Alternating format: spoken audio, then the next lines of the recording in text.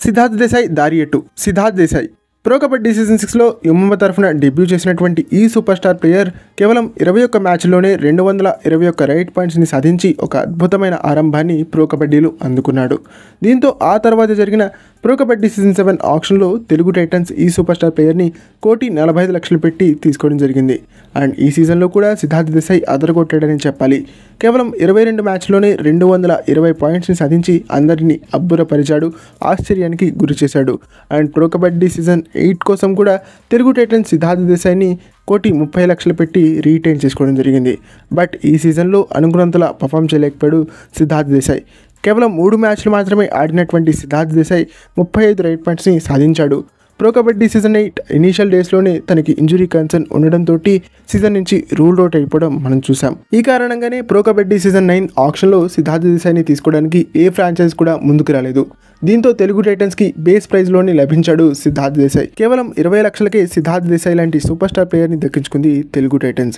And ఈ సీజన్లో 17 మ్యాచ్లు మాత్రమే ఆడినటువంటి సిద్ధార్థ్ దేశాయ్ 144 రైట్ పాయింట్స్ని సాధించడం మనం చూసాం. And pro kabaddi season 9 last మ్యాచెస్లో చాలా బాగా పర్ఫామ్ చేశాడు సిద్ధార్థ్ దేశాయ్.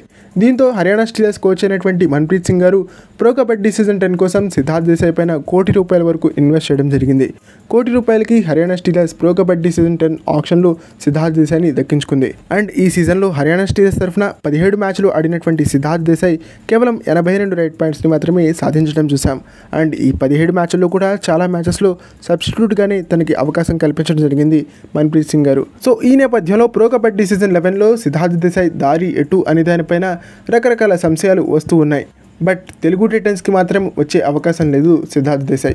ఎందుకంటే తనకున్నటువంటి ఇంజురీ కన్సర్న్స్ రీత్యా ఈ సంవత్సరం తెలుగు టైటన్స్ మేనేజ్మెంట్ తనపైన ఇన్వెస్ట్మెంట్ చేసేటువంటి అవకాశం లేదు. ఎందుకంటే రీసెంట్గా ఇంజురీ కన్సర్న్స్ ఉన్నటువంటి ప్లేయర్స్ పైన ఎక్కువగా ఇన్వెస్ట్ చేసి తెలుగు టైటన్స్ నష్టపోయింది. కాబట్టి తెలుగు టైటన్స్ ఇతనిపైన ఇన్వెస్ట్ చేసేటువంటి ఛాన్స్ లేదు. ఇకపోతే జైపూర్ పింక్ ప్యాంథర్స్కి సెకండ్ రైడర్స్ కేర్ సిటీ ఉంది. బట్ ఇంజురీ కన్సర్న్ ఉన్నటువంటి సిద్ధార్థ్ దేశాయ్ని వాళ్ళు కన్సిడర్ చేస్తారా అనే దానిపైన రకరకాల ప్రశ్నలు వస్తూ ఉంటాయి.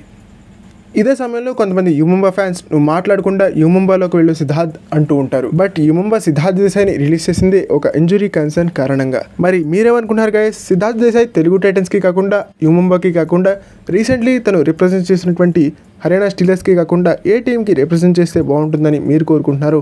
కామెంట్ సెక్షన్లో మాకు తెలియజేసే ప్రయత్నం చేయండి.